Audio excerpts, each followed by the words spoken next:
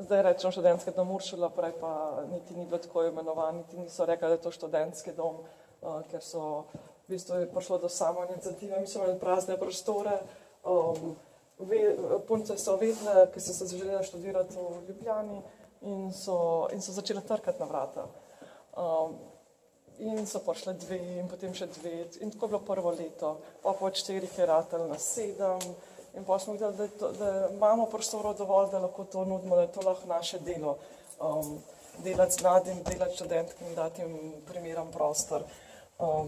Ne samo prostor, ampak tudi dati jim, kako živeti, kako ustvariti svoje življenje in na čem graditi. No. Tako da iz 4 smo ki se je začeli leta 90, oktobra, do zdaj 2017 smo prišli na 44, na 3 različne dele. Ekipa je potem, zdaj imamo 5 sester, ki dela z mladimi, prej je bilo samo ena, prej je bilo več skupnost opeta v to. Tako da vsako leto, vsako desetletje prinese svoje, predvsem pa mladi, ki se skozi spreminjajo in treba tako skozi odgovarjati, biti skozi,